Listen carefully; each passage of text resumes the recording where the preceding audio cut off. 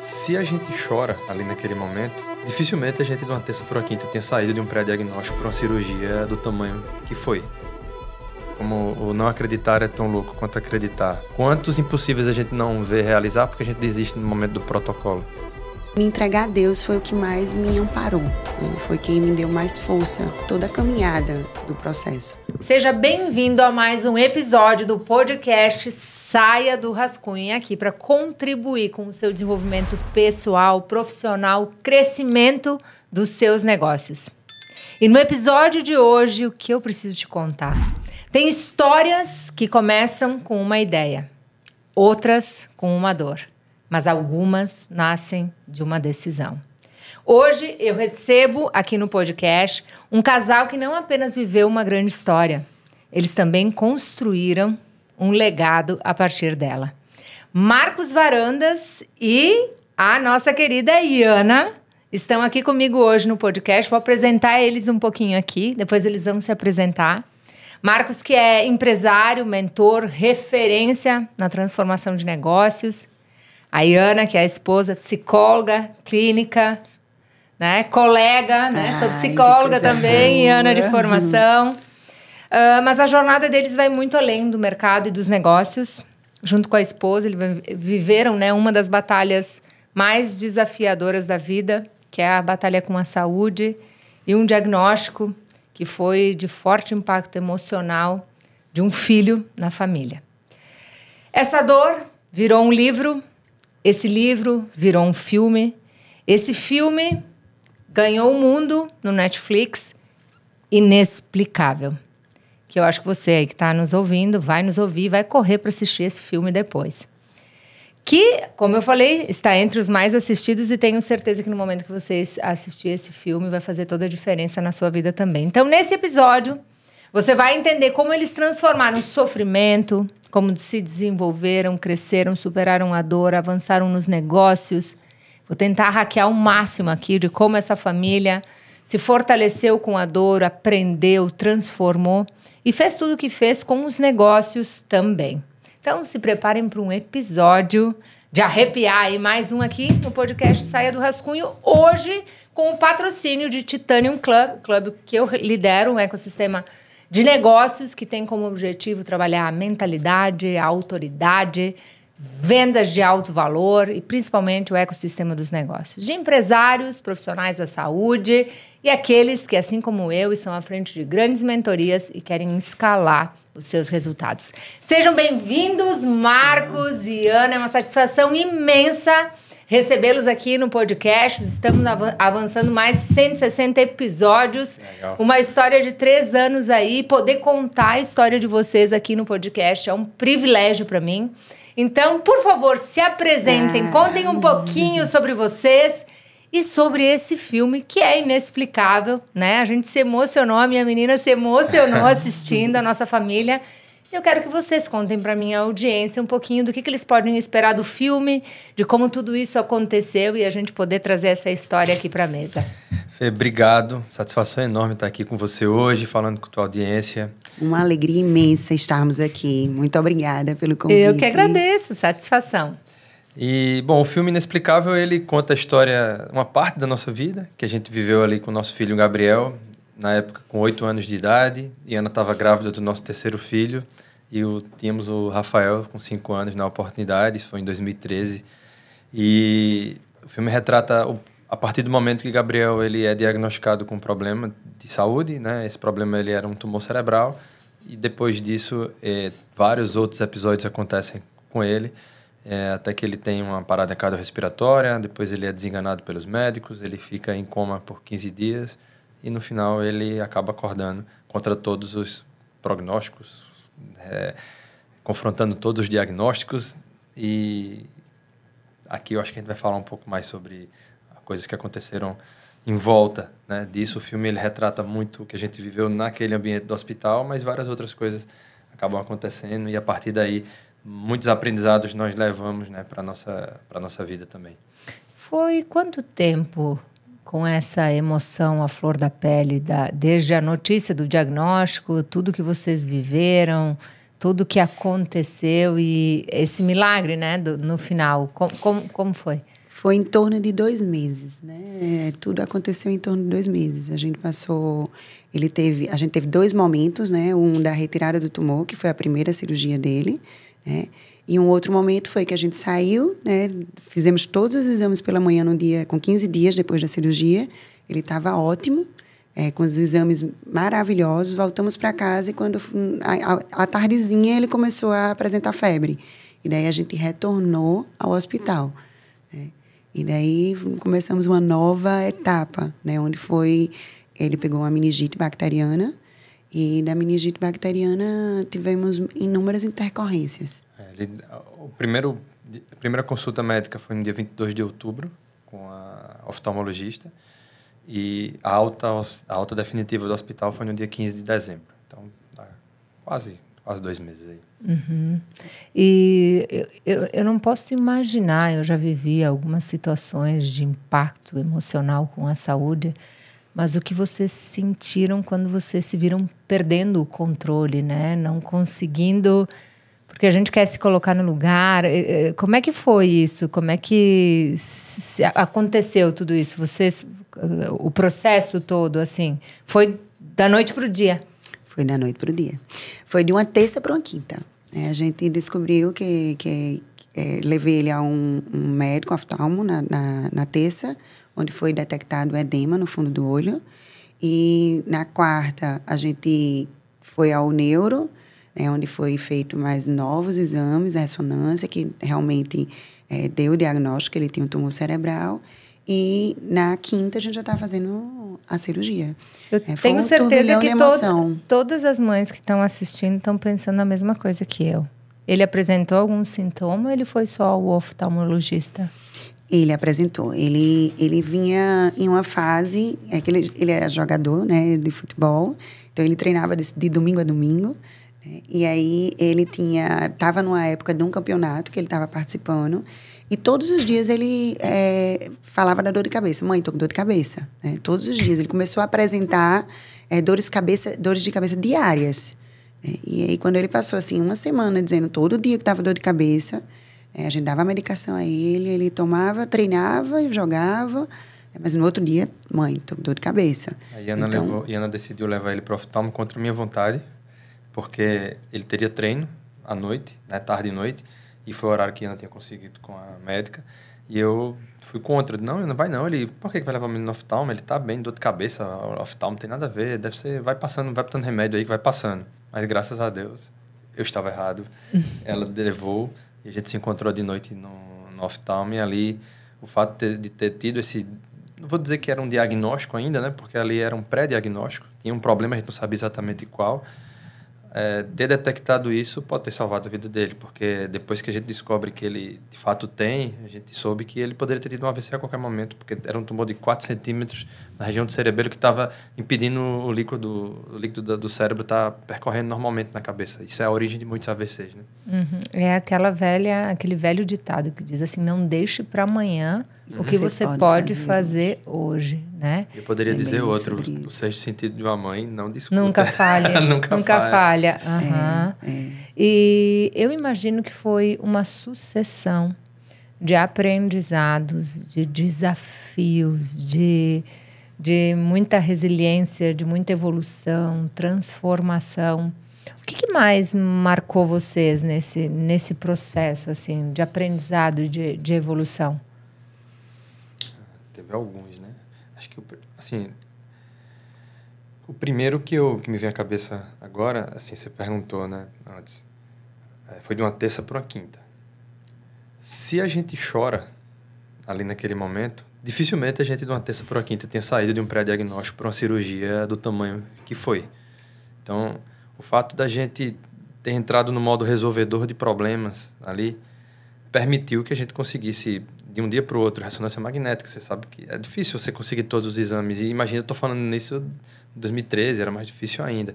A gente fez consulta com o neuro de manhã, ressonância magnética à tarde, confirma que tem que fazer a cirurgia. No outro dia pela manhã, vou atrás do hospital. O hospital disse que é muito difícil, porque é uma cirurgia grande, que depende de equipamento. Fiz, cara, com quem eu preciso falar? E aí, cheguei no diretor do hospital, falando com o diretor do hospital, e à noite ele estava... À noite não, às 18 horas ele estava entrando no bloco para fazer a cirurgia. Então, o modo resolvedor de problemas, que é não ouvir o problema e querer resolver o problema. E ter paciência na resolução, né? Sem desespero, porque isso também a gente está falando de uma criança de 8 anos, né? Então, a gente estava tendo notícia junto com ela. Então, assim, ter esse equilíbrio de conseguir falar, entender o que estava acontecendo, que a gente, né, foi tudo muito atropelado, foi tudo muito rápido. E não passar para ele o quanto que a gente também estava descobrindo ali que era tudo novo para a gente. Então, esse controle também de não se desesperar, né? E vivendo as coisas passo a passo, mantendo o modelo resolutivo sem desespero. Tanto é que ele entra no bloco cirúrgico rindo. Porque na mente dele, o que a gente conseguiu trazer para ele foi: filho, tem uma bolinha na tua cabeça que está fazendo você perder equilíbrio. Consequentemente, você não está sendo um jogador ainda melhor por causa disso. Você vai entrar lá, você vai tirar essa bolinha, vai voltar e vai jogar muito melhor do que você jogava. Aí ele entrou rindo. Ele entrou pro bem dele. E ele consciente disso. Então, esse modo que a gente conseguiu trabalhar aí, né, um pouco do misto da psicóloga com o programador. O programador, ele vê um problema, ele quer resolver o problema em formato de algoritmo. Chega aqui, eu vou até o fim da solução. E ela mais administrando a situação com ele. Então, acho que isso é um primeiro ótimo aprendizado que a gente pode levar para a vida, né? Para a vida da gente. Os problemas vão acontecer, mas como a gente reage ao problema faz toda a diferença. Faz a diferença. Né? Essa analogia que vocês fizeram ajudou a aliviar a dor emocional, que nesse momento é a que mais atrapalha todo o processo, né? Toda a evolução e todo o processo. Outros aprendizados, teve vários, assim, inclusive frases que estão no filme, né? Como o não acreditar é tão louco quanto acreditar. Quer dizer, muitas vezes a gente está numa situação que o impossível está na nossa frente e a gente escolhe acreditar no que é possível e não acreditar realmente que o impossível possa acontecer conosco ali. Então, no caso do Gabriel, o impossível era ele. Foram vários impossíveis, na verdade, porque o primeiro foi o tumor. O tumor, ele era previsto que fosse um meduloblastoma, que é o pior tumor possível para o cérebro. E ele foi, com conclusão do diagnóstico, foi que ele era um astrocitoma. Então, quer dizer, todos os médicos tinham certeza que era um meduloblastoma e ele terminou sendo um astrocitoma. Com isso, o Gabriel estava curado após a cirurgia sem precisar nem fazer quimio nem radioterapia. Isso já é uma mudança, já foi uma mudança grande, né, que a gente percorreu ali. Eu já podia estar contando desse milagre aqui pra gente. Depois, Gabriel volta para o hospital e ele tem uma parada cardiorrespiratória de 8 minutos. A medicina diz que com 5 minutos você pode desistir, né? Não é que desistir, você pode considerar o paciente já terminar o procedimento ali. O médico, ele não desistiu. O médico acreditou, ele teve a visão que poderia salvar aquela criança que estava ali na frente, pulou para cima de Gabriel, foi lá e ele volta ao pulso com 8 minutos. Aí, se a gente fizer uma analogia para a nossa vida, quantos impossíveis a gente não vê realizar porque a gente desiste no momento do protocolo? Para quem está nos ouvindo, qual é o seu impossível hoje que você não está acreditando e que nos teus 8 segundos, 8 minutos, 10 minutos, né, nessa resiliência, você pode se encontrar com aquilo que você deseja. Vocês atribuem esses 8 minutos à ciência e algo mais? A Deus. A Deus, com certeza. Vamos falar um pouco mais sobre isso? Até porque um dos imensos aprendizados que a gente teve é a entrega, né? É se entregar a Deus, né? Por completo, né? Quando a gente descobriu, né, quando eu voltei para casa sem o Marcos e sem o Gabriel, né, porque eu estava grávida e a única coisa que os médicos tinham me pedido era que eu não dormisse no hospital, porque eu precisava descansar por causa do bebê. E aí eu tive que voltar para casa sem eles, né?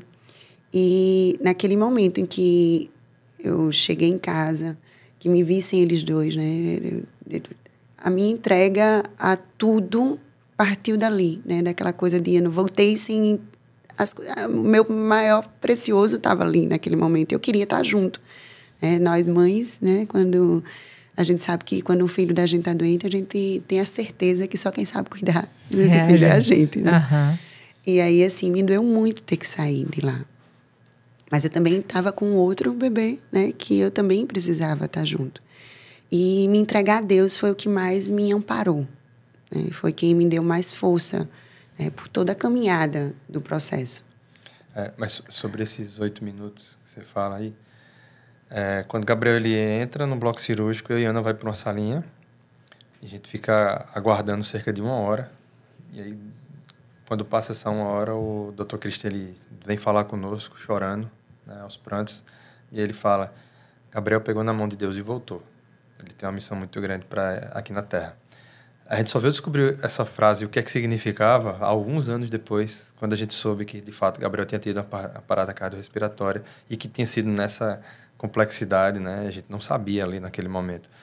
Mas, e a gente pergunta, doutor Cristian, mas o que fez você subir lá? O que fez você realmente tentar? Ele fez: Marcos, eu não tinha coragem de dizer para você se Gabriel tinha morrido. Então, eu tinha que insistir, eu tinha que acreditar, eu tinha que tentar. E foi a primeira vez que eu vi um milagre assim acontecer na minha frente, né? E quando o médico disse que é um milagre, a gente fica assim, porque o médico é muito da ciência, né? A gente sabe disso. A gente fica assim meio chocado, né? Com isso. E a gente sabe que Deus tem o poder de curar. Deus tem o poder de tudo. Deus é Deus. Deus está fazendo milagre todo dia. E eu digo muito que Deus enviou ele, né, com esse anjinho, para cuidar da gente naquele momento que a gente tanto estava precisando. Porque não foi só nos 8 minutos, né? Foi nos 8 minutos que fez ele reviver, né? Assim como todo o percurso da gente no hospital. Ele foi o apoio em tudo. A gente teve vários anjos, que a pediatra também de Gabriel, né, desde o início até o final, sempre esteve com a gente todos os dias. Então, assim, ele foi aquele anjinho que, né, quando já acontecia algo, que ele estava ali muito paradão, ele vinha, tinha um cantinho que ele mexia, que Gabriel mexia em alguma coisa, sabe? Então, eu digo que muito ele foi... A gente teve muitos anjinhos que Deus enviou para nos confortar, nos ajudar. Vocês já tinham uma conexão mais forte com a espiritualidade ou começou aí? Já. Nossas famílias são religiosas, né? A minha sogra faz missa diária até hoje, desde que eu a conheço, né? Nós, antes do casamento, a gente também ia para a missa diária. Nós fizemos nossa relação toda de namoro na missa diária. Noivamos no crisma. E o dia de nós sermos crismados foi o dia do noivado da gente, né? Então, assim, tivemos todo um percurso na parte da espiritualização. Inclusive, o nome dos nossos filhos também tem tudo a ver com essa parte. E cada um tem a sua história, com cada nome deles também. Então, envolve tudo. Gabriel, Rafael e Davi Miguel. Que é para formar os 3 arcanjos, mas cada um tem as suas particularidades nos nomes. Que Gabriel, Gabriel é aquele que anuncia, ó que coisa, né? A gente está aqui há tanto tempo anunciando sobre Deus, né? O anjo da anunciação. Rafa é aquele que cura. E Rafael, né? Aquele que cura. E quando Ana estava grávida de Rafael, a gente já tinha recebido um diagnóstico que ele iria nascer com alguma síndrome ou má formação. Deus preparando a gente. No exame de translucência nucal foi detectado isso e a gente ficou à espera até ele nascer com essa dúvida, né? Se ele iria nascer bem, se ia ter realmente alguma síndrome como estava previsto e tudo mais. E a gente colocou o nome de Rafael, que era aquele que cura. E o Miguel era o guerreiro que estava ali com a gente nesse momento que a gente mais estava precisando. Mas estava um Davi na frente, porque Gabriel tinha escolhido Davi, então não tinha como não ficar Gabriel Davi. E Rafa tinham escolhido no nome dele, se fosse o menino Davi, se fosse menina Cecília. E aí, como a gente descobriu que era menino, né, já estava como se fosse menino Davi, ficou Davi e Miguel. Mas o filme me mostra um pouco diferente do que você acabou de ouvir, né, de Ana, né? Mais ou menos, né? Você ia perguntar isso. Então, quem assistiu o filme me vê um pouco diferente do que Ana traz aí. É interessante que algumas pessoas têm interpretações diferentes. Um acham que, Marcos, o filme me mostra como ateu, outros, não, Marcos, tá tudo bem, você só era muito racional, né? Mas, enfim, independente da interpretação, eu me vi no filme como uma pessoa, um ateu, praticamente isso, não acreditava em Deus, enfim. E as pessoas me perguntam, Marcos, você era ateu? E aí eu respondo que não, nunca fui ateu. A gente vinha de uma caminhada de igreja. Naquele momento, especificamente, que acontece o problema com o Gabriel, a gente estava um pouco afastado, sim, da igreja, mas não porque a gente quis me afastar ou porque eu não acreditasse. Muito trabalho, muita viagem, não que seja uma desculpa, mas fui levado a estar um pouco mais afastado. Só que aí as pessoas falam, então o filme tá muito diferente do que foi a realidade. Então, aí eu tenho começado a estudar um pouco mais visto sobre tudo, né? Com a ótica do telespectador. Era eu vivendo, às vezes você não está vendo como está acontecendo. E o que eu percebo, o que eu entendo é o seguinte, muitas pessoas dizem que têm fé, tá? Muitas pessoas dizem que têm fé. E aí eu descobri que fé, para alguns, é acreditar que Deus existe. Agora, beleza, eu acreditava que Deus existe, mas não quer dizer que eu tinha a fé como está na Bíblia. Outros dizem que tem fé é amar a Deus. Tá, eu amo Deus, então eu tenho fé. Fé não é sentimento. O que é fé? Fé é ter certeza em Deus que Ele pode tudo. Certeza. Se eu acho, não é fé. É ter certeza. E eu passei por esse processo de transformação. Em muitos momentos eu perguntava, questionava, não sabia exatamente o que estava acontecendo. Eu acreditava em Deus, eu ia para a igreja. Não era ateu, mas aquilo não era fé. Só que em algum momento, ali, que eu não sei dizer quando, em algum momento a gente, e eu digo a gente porque eu sempre não consigo falar no singular, porque a gente era muito conectado. Então, em algum momento a gente entrou num nível de entrega absurda, do tipo, Deus vai tirar Gabriel, a gente vai sair daqui e vai dar o testemunho. Gabriel vai sair jogando futebol. A gente não só acreditava, a gente verbalizava e envolvia as pessoas para acreditarem também, inclusive os médicos que, pela ciência, não poderiam estar dizendo nada do que a gente acreditava, mas eles estavam ali envolvidos de alguma forma conosco. Isso é fé. E eu acho que a gente aqui tem acontecido muito isso aqui no podcast, de a gente falar sobre espiritualidade, sobre fé, sobre convidar as pessoas a olharem para isso na sua vida e realmente entenderem o poder que isso tem. Eu sou uma pessoa que estou me desenvolvendo muito nesse aspecto. Desde novembro do ano passado, passei por várias provocações no podcast Saia do Rascunho em relação à minha fé, ao como eu acredito, a forma como eu me relaciono, o que eu faço com a espiritualidade. E eu vou precisar perguntar isso, porque eu vou ajudar quem está nos ouvindo, eu vou me ajudar e talvez também com vocês falando sobre isso se ajudarão também. Por onde as pessoas começam a conseguir construir o que você construiu na dor? Por histórias que possam inspirá-las.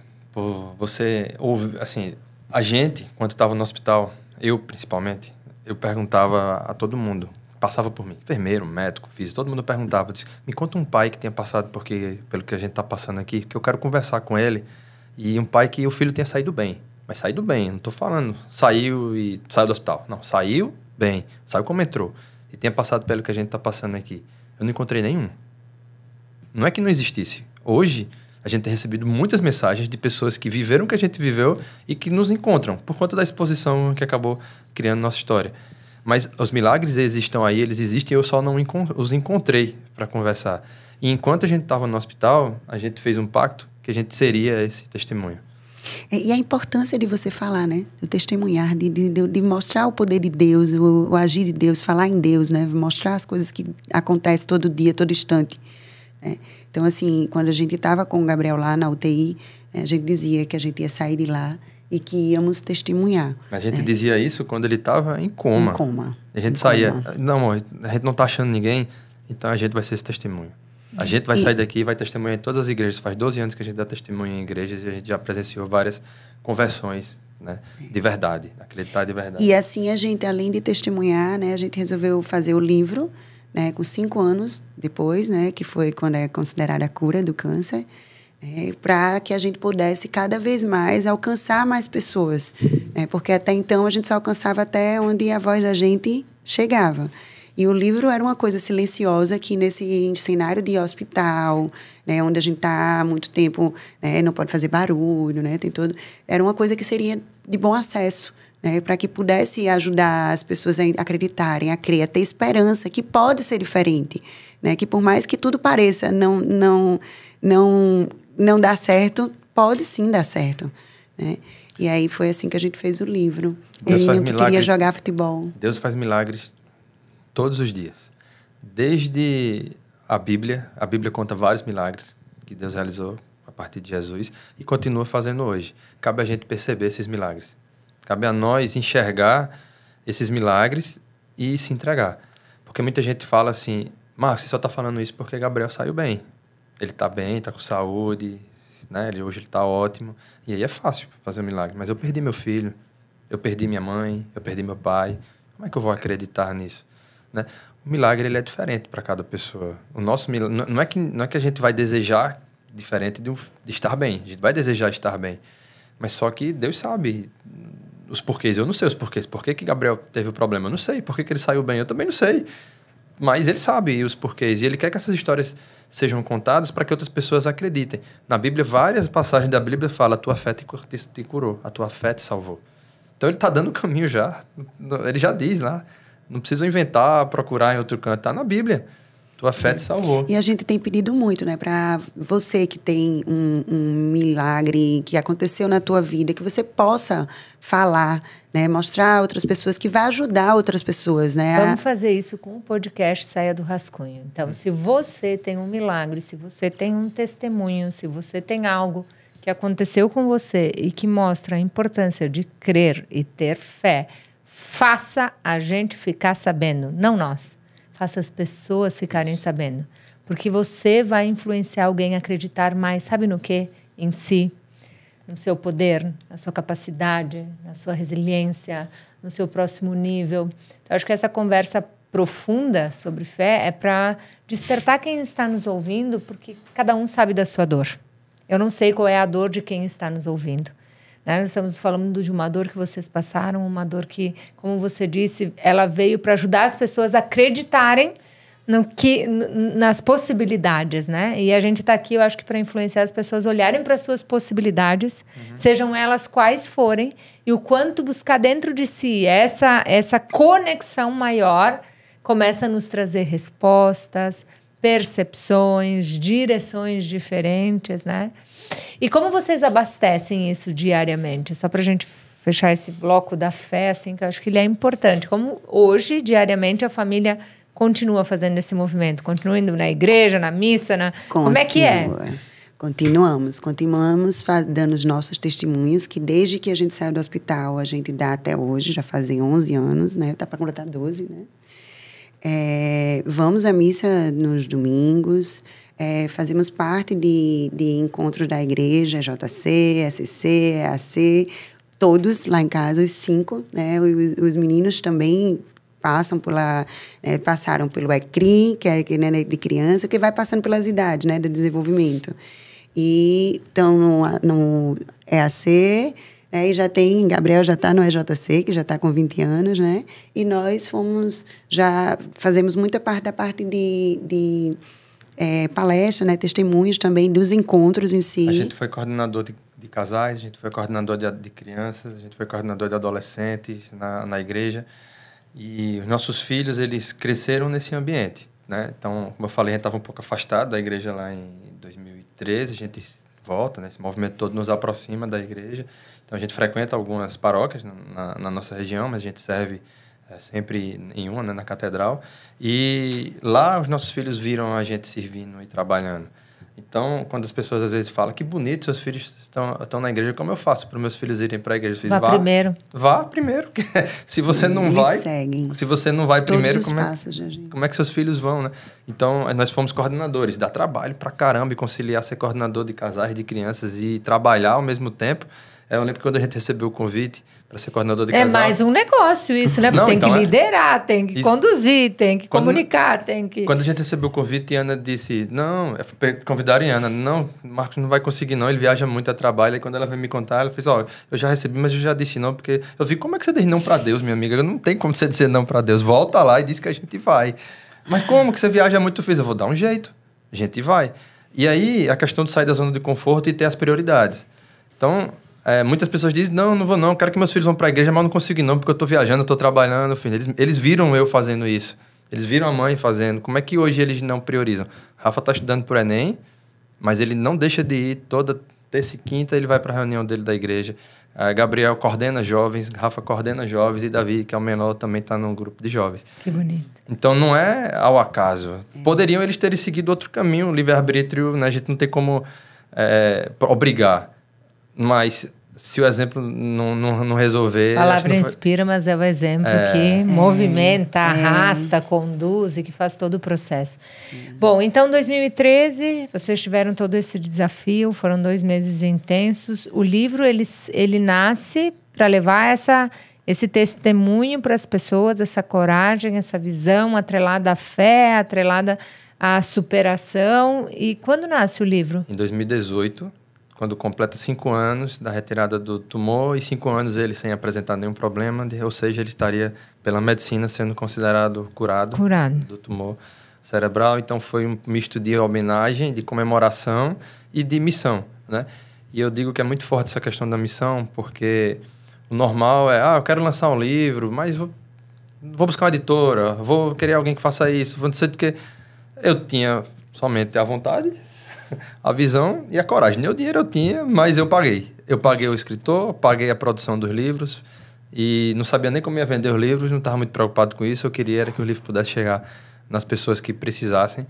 E a partir desse movimento foi criada uma série de outras consequências, né? Que do livro teve reportagens, das reportagens a gente ficou em exibição muito na TV, isso trouxe mais mídia para o caso como um todo. Isso acabou chegando no diretor de cinema, que depois vira o filme. Quando vocês começaram a construir esse filme, começaram a fazer esse desenho todo, eu fiquei imaginando, pedi pro Marcos, eu acho que eu já até na mensagem, eu disse, quando começou tudo isso? Foi o filme era um sonho que a gente, assim, nem sabia se podia sonhar, né? Porque era um negócio assim tão distante tão maluco, que os passos que a gente deu não foi necessariamente buscar o filme. A gente foi fazendo todas as coisas ao redor, sabendo que era uma história de cinema, brincava, né? A gente via vários filmes no Netflix e dizia, mas a gente podia estar aí também, inspirando outras pessoas e tudo mais. Acreditar. Né? Exato. Acreditar. Aí chega no Fabrício, que é o diretor. Ele não tinha produzido nenhum filme ainda nesse formato. Ele só tinha produzido filmes mais infantis, coisas do tipo. E ele estava procurando uma história que fosse de uma criança que tivesse envolvimento de superação e que tivesse conexão com esporte. Aí achou a história de Gabriel, a gente se encontrou. De primeira eu achei que, isso não vai rolar, isso aqui... Né? É porque era bem distante pra gente, né? Era muito distante. Só que rolou. Aí a gente teve uma decisão muito sábia, na minha visão.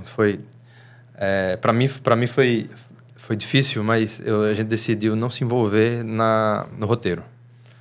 Bom, eu me conheço, eu sei que se eu for me envolver no roteiro, eu vou fazer do meu jeito. Só que não é do meu jeito. Tem que ser... Eu não entendo de cinema, eu não entendo nada de cinema. Então tem que ser contado do jeito de quem entende.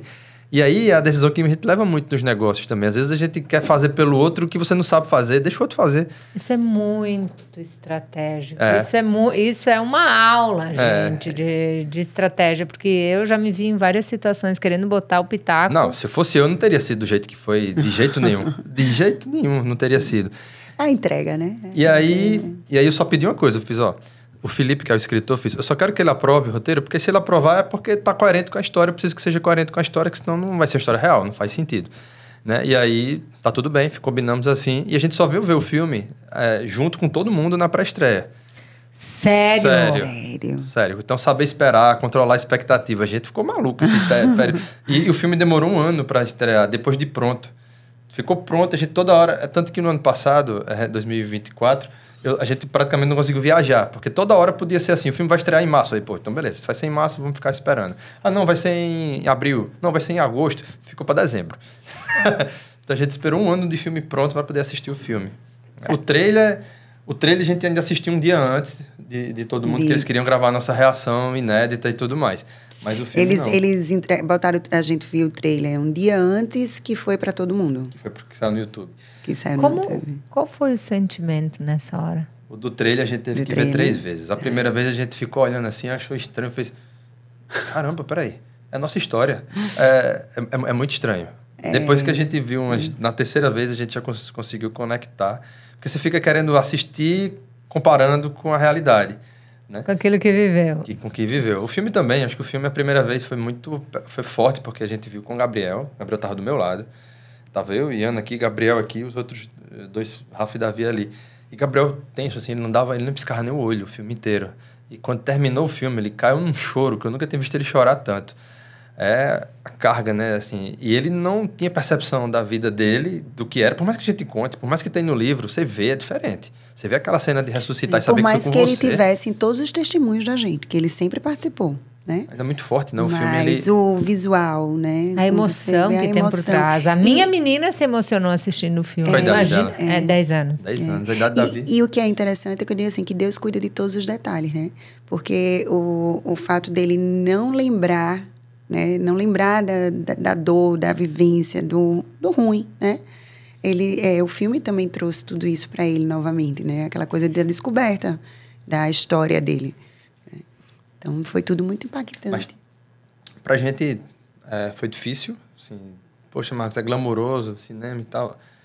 Foi difícil pra caramba, porque isso mexe em muitas coisas na nossa casa. Mexe nas feridas, relembra... Revive muitas coisas. Revive. Pra gente, foi período... Para os filhos também. Para os filhos. Cada um com sua particularidade. Por exemplo, o Davi. O que é que o Davi fala? Mãe, eu queria estar vivo. Eu queria já ter saído da barriga. Meu filho, mas você estava lá com mamãe viva, eu estava dentro da minha barriga. Não, mãe, eu queria já ter nascido para poder... Eu disse, você queria fazer o quê? Eles, eu queria ajudar em alguma coisa, eu queria fazer alguma coisa. Disse, meu amor, mas você fez muita coisa, você não tem noção do quanto que você fez, né? Você fez mamãe se alimentar. Você fez um montão de coisa. Você deu vida a muita coisa. É emocionante, né? Porque a minha menina se emocionou assistindo, né? São duas cargas de emoção. É você botar o passado no presente. É você lidar com tudo que ativa das experiências, das vivências, do momento da família, de tudo que estava acontecendo. Ao mesmo tempo, do outro lado, é um filme estreando, é um movimento acontecendo, é algo que muda uma realidade em torno, porque eu acho que da noite para o dia você está na Netflix. Não, e olha que loucura. Como Deus prepara... Eu brinco que daqui uns 100 anos, quando eu morrer, que demore bem muito, eu vou bater um papo com Deus, que vai ser muitas horas, assim, porque foi muito detalhe. O filme, no cinema, ele acabou não tendo um sucesso que a gente até esperava. Ninguém vai fazer um projeto que não vai esperar que dê muito certo. Por vários fatores, por exemplo, ele foi lançado um pouco depois do Ainda Estou Aqui, que foi o filme brasileiro que foi para Oscar, então ele acaba que ofuscou um pouco a estreia do Inexplicável no cinema. Então a gente não estava com expectativas altas para Netflix. A gente, o que vai? Se um dia sair der top 10, tá legal. Vai ser muito bom, era um sonho, era um desejo. Eu lembro de, na semana anterior, uma reunião com o Fabrício, que é o diretor. Mas como é que a gente faz? Vamos mandar uns kits para casa de algumas pessoas que possam influenciar para poder a gente tentar pegar top 10 um dia e tal. A gente acabou que não conseguiu fazer nada. A gente tinha uma viagem que a gente queria fazer para a Europa com os meninos o ano passado, que a gente não fez por conta dessa questão do cinema e tudo. E a gente planejou, desde o ano passado, que a gente planejou que iria viajar no dia 16 de abril desse ano. E quando sai a data do filme na Netflix, que dia é? Dia 16 de abril. Exatamente no dia. No dia que a gente estava viajando. A gente acordou de manhã em casa, o filme estava começando a sair no Netflix, ainda consegui ver ele no Netflix, e depois entramos no avião, e como a gente estava na Europa, não pegou lá. Na verdade, até pegou em Portugal, né? A gente conseguiu pegar lá em Portugal. Nos outros países ele não estreou. E aí tá isso, Deus prepara. Porque no primeiro dia já foi top 1, em Portugal, top 1 no Brasil, top 1 não sei onde. Daqui a pouco a gente começa a receber as mensagens. Eu fico, mas como assim? O que é que tá acontecendo no Brasil? Que loucura é essa? E a gente tava junto. A gente não, porque se fosse num dia normal, tava eu no trabalho, Iana no trabalho dela. Uma bênção, né? Tava os meninos, cada um nas suas escolas. A gente ficou... todos os dias que o filme ficou top 1 no Brasil, a gente passou as 3 semanas juntos na Europa. Celebrando. Celebrando, mas respondendo mensagem. A gente teve tempo para responder todo mundo, porque no dia a dia do trabalho a gente não ia ter tempo. A gente respondeu todas as mensagens que a gente recebeu nesse período. Os nossos filhos juntos, perguntando pra gente, conversando, a gente interagindo. Até isso Deus preparou. Deus cuida, né? As pessoas falam, Marcos, mas você não estava fazendo... Poxa, era pra você estar no Brasil, fazendo assessoria de imprensa, buscando as coisas. Gente, eu não podia imaginar. Eu sonho muita coisa, mas esse... Não cabe a mim sonhar. Assim, isso aí é o que Deus sonhou por nós. Né? Era o plano dele que chegasse a milhões de pessoas. O meu era testemunhar. E já estava realizando esse sonho ali. E vocês atribuem ter chegado a milhões de pessoas a Deus. Deus, com certeza. Com toda certeza. Não movi uma vírgula para chegar em milhões de pessoas. Deus. O que eu fiz foi seguir o caminho que ele traçou pra gente, me movimentei muito e permitiu o milagre acontecer. Deus permitiu que a gente pudesse testemunhar aquilo que a gente dizia que ia testemunhar. Então, assim, o fato de tudo ter acontecido como aconteceu, só Deus, não tem... A gente conversou com... Depois, né? Acabou que a gente tem conversado com muita gente. A gente conversou com o pessoal que produz filmes para o Netflix. E eles falam, Marcos, tão inexplicável quanto a história é o resultado disso. Porque já produzi, enfim, a pessoa falou lá, vários filmes, várias coisas. E a gente sabe o quanto é difícil você conseguir ter resultado em um país, em um dia. Netflix. Você conseguir um mês. Só não completou um mês por causa de um dia. Ele ficou top 10 até o 29º dia. Então, quer dizer, foram quase 30 dias no top 10 do Netflix no Brasil. Poxa, isso é bizarro, porque ele é medido diariamente. Então, todos os dias, todas as pessoas tinham que estar assistindo. O que mudou? Da nossa vida? O que mudou tem sido a nossa dedicação ao chamado, à missão. Assim... Por mais que a gente já viesse numa missão, a gente estava seguindo os nossos trabalhos como prioridade. Não que o trabalho não seja prioridade, e assim a gente sabe que precisa, né, trabalhar e tudo. Mas a gente tem aberto, não sei se a palavra é essa, mas a gente tem abriu mão. A gente abriu mão várias vezes agora, por exemplo. A gente não está trabalhando lá e a gente está aqui, eu considero, em missão. A gente está falando com o teu público. Se a gente... Você abriu uma agenda... Abriu uma agenda forte. Para o teu propósito. Exato. Para o propósito da família. Exato. Que naturalmente retroalimenta todos os outros propósitos. Com toda certeza. Mas não é... A gente não busca essa consequência. Mas ela é natural. Porque quando você está ajudando, você é ajudado. Tudo se espalha, tudo se movimenta, tudo acontece. Porque assim, o coração da gente transborda de gratidão. Então, à medida que a gente vai fazendo essa missão que a gente tem de propagar, de falar em nome de Deus, de mostrar, né, o testemunhar, estar junto ao que Deus está nos permitindo, isso é uma realização de sonho, sabe? Cada vez que a gente faz, é realizando esse sonho que a gente lá atrás tanto pediu. Então, é algo que transborda, é algo que a gente... Não tem como a gente não se doar, se entregar a isso. Tem uma frase que eu não sei de quem é, mas que fala, se você pediu chuva, aguenta a lama. O Joel fala, pediu chuva, aguenta a lama. Aguenta a lama. A gente a gente desejou testemunhar lá atrás. A gente tem que lembrar que a gente desejou testemunhar. E olha para quantas pessoas a gente está testemunhando aqui. Para quantas pessoas eu estou falando, a gente está falando aqui agora. A gente está testemunhando. Então, a gente tem que saber reconhecer... que a gente pediu, a gente tem que saber reconhecer o milagre, a gente tem que saber ser grato. E ser grato é isso. Deus pede na palavra, ele dá o milagre e ele só pede que você fale, você compartilhe. Eu botei uma frase aqui para mim de lição. Para quem é meu testemunho? E onde eu devo estar? Eu vou provocar você que está nos ouvindo. Para quem é o teu testemunho? E onde você deve estar? Tem uma técnica de programação mental que, nessa minha evolução, eu coloquei um D a mais. Deus, destravar, despertar e decidir. As 4 coisas juntas. Então, Deus na frente, os planos de Deus na frente dos meus. Depois, destravar o emocional, porque eu acho que a gente muitas vezes não avança por causa do nosso emocional. Então, fortalecer nossas crenças de identidade, de poder, de merecimento. Depois, conseguir enxergar a nossa potência, a nossa capacidade, a nossa evolução, né?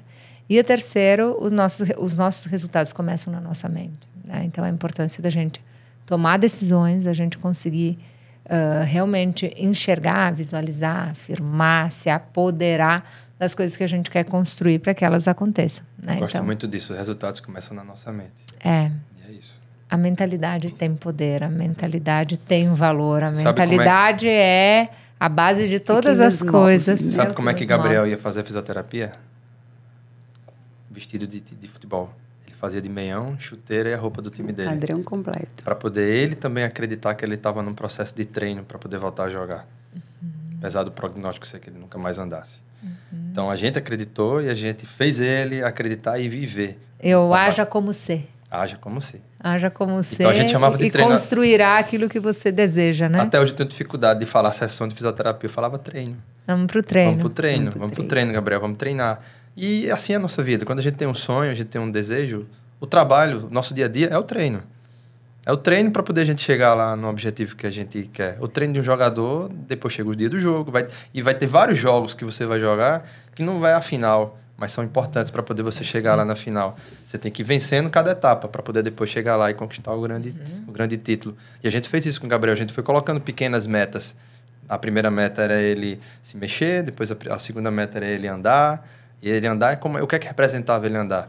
Quando a gente estava no hospital, Gabriel ainda em coma, a gente recebeu um convite de uma prima minha para ele entrar num casamento segurando uma imagem. Poxa, ele estava em coma e o casamento era em janeiro, a gente estava em dezembro, perto de dezembro, como é que isso ia acontecer? Mas a gente, ok, ele vai. Mas como ele vai? Tá bom. Aí ele sai do hospital no dia 15 de dezembro, em estado vegetativo. E aí a gente começa a colocar essa missão. Gabriel, você vai jogar bola, mas antes disso você vai andar e vai entrar no casamento. E aí, o que é que acontece? Ele volta a andar um dia antes do casamento. Um dia antes, no casamento ele entra. E a gente foi levar ele para fazer prova da roupa, ele de cadeira de roda. Então, a gente acreditou e foi seguindo o processo. Então, na nossa mente, aquilo já era verdade. Ele ia acontecer. Podia dar errado? Lógico, a gente não é maluco, a gente sabe que podia dar errado. Mas se eu estou me movimentando e estou fazendo de tudo para dar certo, a chance de dar certo aumenta muito mais. Então, eu vou fazer. E volta a nossa palavra inicial. O que você está acreditando? O que você está acreditando? Tem poder, né? Tem. E influencia muito, aquilo muito. que a gente sente, aquilo que a gente pensa, aquilo que a gente fala e os resultados que a gente tem. O que mudou? Eu perguntei o que mudou, então teve muitas transformações pessoais e profissionais Também, com tudo isso. Com certeza. Eu entendi que tem uma agenda que vocês cumprem o testemunho, o propósito de Deus. Vocês têm uma agenda pessoal com Deus e vocês têm uma agenda de carreira. Eu gostaria de trazer o business de vocês aqui. O que vocês fazem? O que vocês entregam? Qual é a missão no trabalho? Você é uma liderança também que tem no mundo dos negócios. A Iana com a psicologia. Fale um pouquinho da carreira de vocês. Tá. Durante muitos anos, eu me dediquei ao negócio, que era a minha empresa de tecnologia para restaurantes. E aí tem uma coincidência, né, que é mais um dos papos que eu vou ter com Deus, que é Providência. Que é o seguinte. Eu era uma empresa de software, uma fábrica de software que fazia software para vários segmentos do mercado, e a gente decidiu que iria mudar para uma tecnologia voltada para restaurantes. E isso, a partir daí, a gente poderia crescer, enfim, ter um outro caminho. E essa empresa, a gente toma a decisão que ela ia ser assim em 2010, mas a gente faz um processo de transição que só se conclui em 2013. 2013, que é o problema de Gabriel foi em 2013. E a data do lançamento dessa nova empresa era dia 25 de outubro de 2013. Seria um evento com o Sebrae, com vários empresários do segmento de restaurantes. E a cirurgia de Gabriel é exatamente no dia 24 de outubro, à noite, que termina no dia 25. Esse evento aconteceu, eu não estava lá, mas meu time tocou o evento e eu tive que tocar uma empresa que estava nascendo, enquanto o Gabriel estava no hospital. E eu entendi que cuidar de empresas ou cuidar do negócio era cuidar da minha família. Às vezes a gente prioriza, diz assim, vou priorizar o trabalho, vou priorizar a família. O trabalho, você cuidar do seu trabalho é cuidar da sua família. Se você entende isso, se a prioridade está desse jeito, você vai fazer sempre as decisões certas também no trabalho. Repete. Cuidar do trabalho é cuidar da família. Cuidar do seu negócio é cuidar da família. Então, sempre minha família foi a prioridade e eu estava cuidando da minha empresa. E a empresa foi crescendo. Até que eu fui mudando ela, vários aprendizados e tudo mais. Em 2020, a gente vende a empresa para a Stone. É um processo que me deu liberdade de tempo, liberdade financeira, pude ficar mais tempo com minha família, era o que eu estava buscando. Conquistamos o sucesso empresarial daquela empresa que podia nem ter nascido, nem ter existido. E a partir de então, mais uma vez movido pela gratidão, eu fiquei até 2023 fazendo a transição e saí em 2023. E quando eu saio, o meu primeiro start, meu primeiro dia, não saí para montar um novo negócio, simplesmente saí porque eu queria sair. Meu primeiro movimento foi, como é que eu ajudo outros empresários? Eu fui tão ajudado, eu tinha um sentimento de gratidão tão grande, como é que eu posso ajudar? E aí esse meu ajudar foi da forma como eu conhecia. Eu comecei a dar mentoria, Sebrae, algumas pessoas que eu tinha perto comecei a apoiar, me coloquei como conselho de algumas empresas. E eu venho nesse processo de transformação desse novo negócio, já tem 2 anos, né? Até que recentemente eu construí uma mentoria que entrou também na MLS, muito movido por esse propósito de ajudar outras pessoas. E fui construindo alguns negócios ao mesmo tempo que dão apoio a esse meu negócio, que eu digo que é meu negócio principal, porque está dentro da minha missão, e que são negócios como, por exemplo, a Rofa Capital, que é uma assessoria de M&A para ajudar empresários. Se você for ver, todas as boutiques de M&A que ajudam empresas a serem vendidas são feitas por pessoas do mercado financeiro. Não conhece a vida do empreendedor. Não sabe que a decisão de vender ou não vender uma empresa impacta na empresa, na família dele, impacta como ele vai viver a partir dali. Então, dentro da minha empresa de M&A, eu tenho o pessoal do mercado financeiro, que foi os fundadores da empresa, eu fiquei sócio com o olhar do empreendedor. E aí eu vou trazendo essas coisas todas para dentro de um ecossistema que se conversa como apoio ao empresário, ao empreendedor.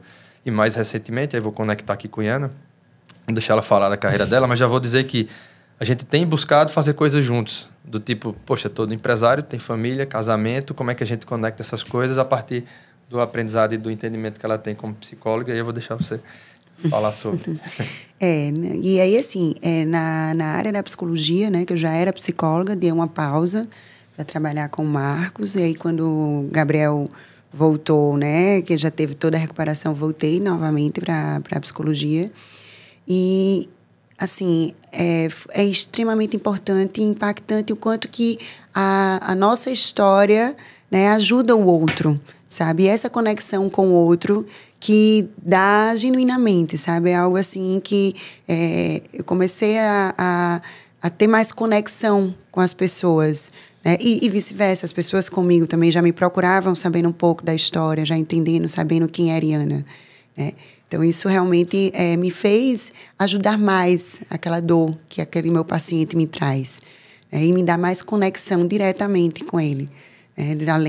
Além do que eu já tinha, né? Que o fato de ter vivenciado várias situações, o paciente já geralmente me busca já com alguma conexão já com a minha história também. É normal, né? Que geralmente a psicóloga fica mais na dela, não fala muito, mas cunhando pela exposição toda, acaba que conecta fortemente com os pacientes. Muito bem. Então, você está na clínica e está nos projetos empresariais também. Isso. A gente está tentando entender agora como é que faz as coisas juntos. Então, estamos nessa fase agora. Então, de repente, se você que está assistindo, pode ser que a gente já tenha até lançado alguma coisa juntos até nesse momento aqui. Eu já enxergo. Depois no backstage vou falar. Tá bom. Muito bom, muito bem. Que pergunta... Agora eu vou inverter os papéis aqui no podcast. Liana, que pergunta você gostaria que eu te fizesse? Difícil. Desafiadora. Aqui sempre sai uma coisa que não está prevista no podcast Saia do Rascunho. Que pergunta que, se eu te fizer, nós vamos ajudar o maior número de pessoas? Qual é a tua pergunta que, se eu tivesse que escrever um livro, tu começaria por ela? O teu livro. Eu acho que eu iria muito para aquela de conciliar. Como é que a gente concilia, né? Família, problema, trabalho, né? As diversidades da vida, como a gente pega fases de família, de filhos diferentes, de idades diferentes, e ao mesmo tempo a gente consegue dar conta, estar junto dos filhos, estar junto do trabalho, né? Conseguir fazer com que a família tenha uma funcionabilidade boa, tenha uma união, né? Onde a gente vai estar com a presença, mas também tendo essa vida de hoje em dia, que é pais e mães trabalhando. Como? Como conciliar todos os papéis? Família, desafios, trabalho, enfim, conta para nós. É a gente dando prioridade àquilo que mais precisa naquele momento, né? A gente conseguindo fazer uma agenda que a gente possa estar presente na vida do filho da gente, nos momentos que ele precisa, né? Aí a gente vai ter que estar ausente no trabalho, né? Mas sabendo qual é a prioridade daquele momento. É você saber que seu filho, eu estou na fase dos filhos adolescentes, né? Jovens, e aí às vezes vai ter algum momento em que eu vou ter que precisar, né? Com licença, eu preciso atender meu filho, né? Dar a prioridade certa para aquilo ali.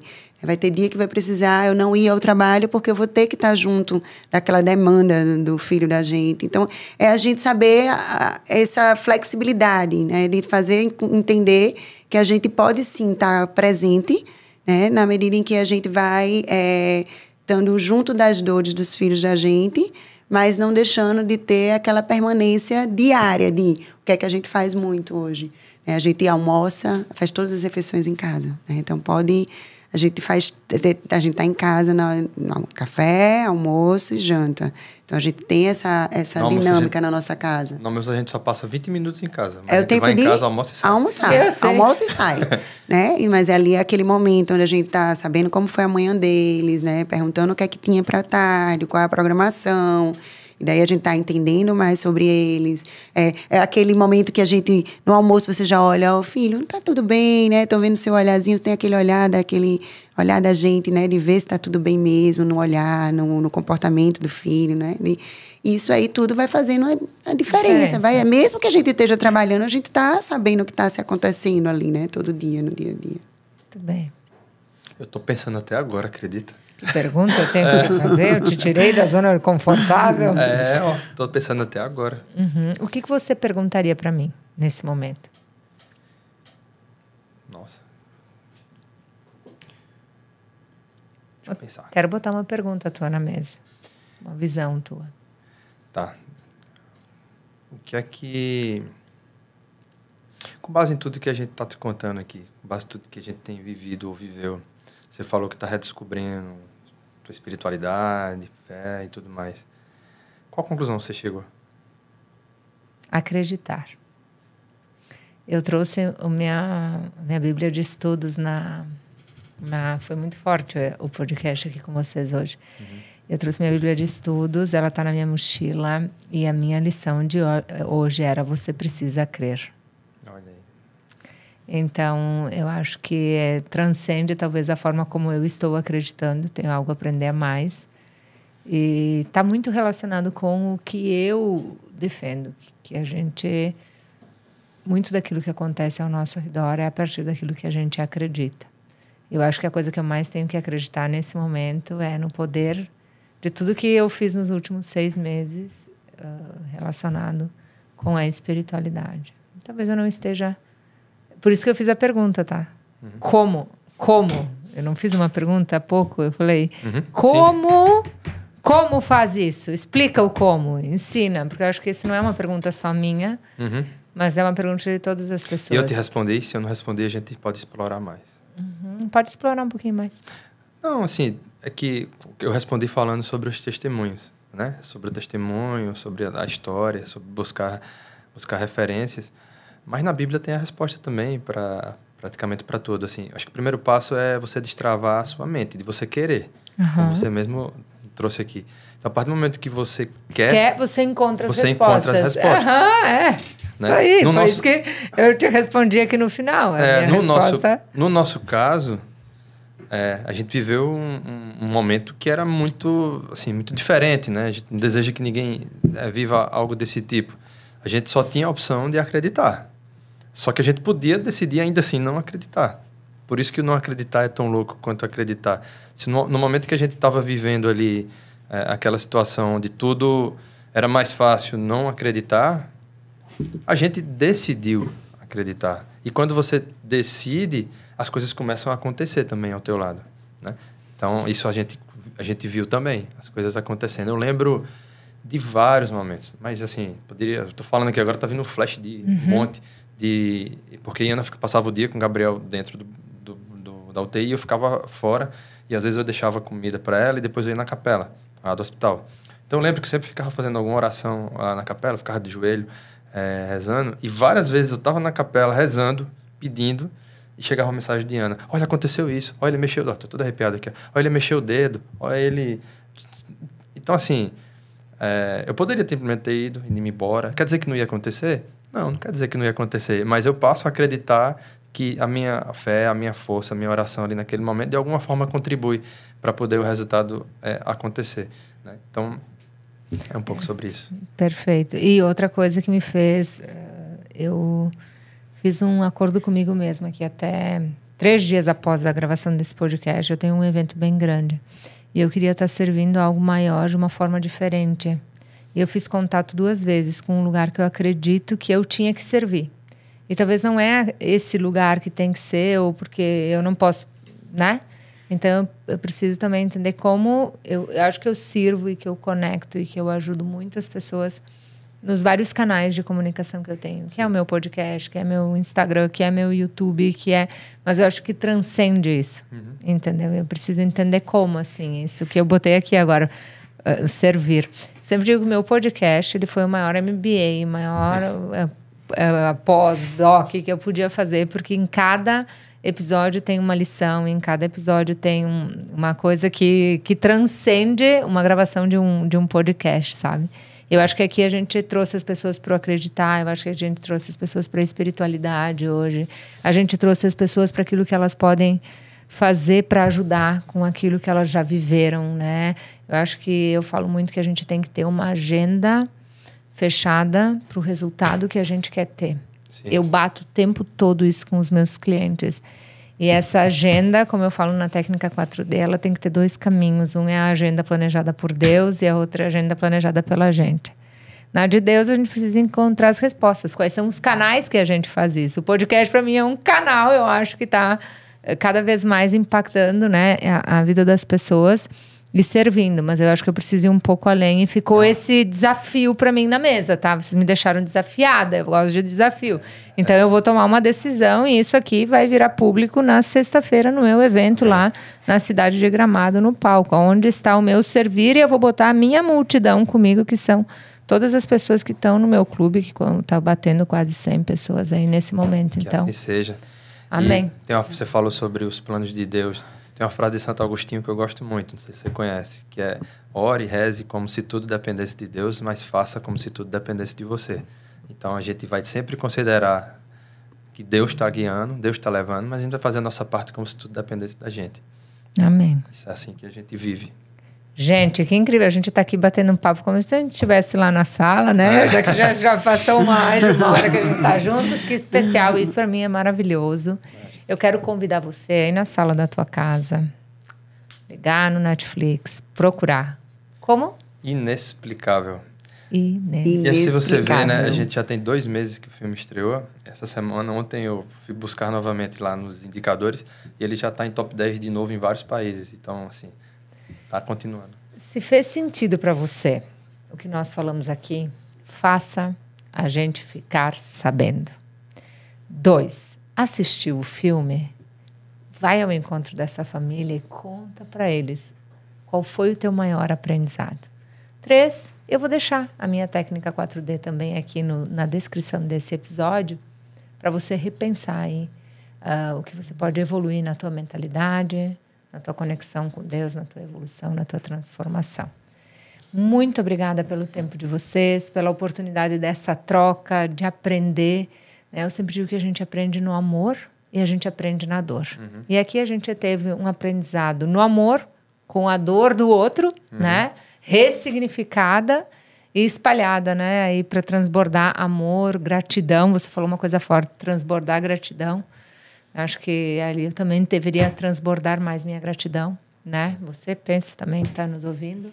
Muito, muito obrigada por esse tempo de qualidade, por esse tempo de troca, de evolução pessoal, que eu acho que isso transforma a nossa vida diariamente. Muito obrigada. Nós obrigado, que agradecemos. Muito obrigada. Vamos lá. Aonde encontra vocês? Os arrobas de vocês? Eu não Instagram. Posso... Eu vou botar no descrição. O meu é Marcos com Marcos Varandas, e o de Ana é YANNA, Yana Varandas.psi, de psicóloga, PSI. Muito bem. Tá começando, né, nesse servir, nesse transbordar, a gente tá começando a usar mais as redes, então... Muito bom. Estamos nessa luta. Excelente, muito obrigada. Obrigada.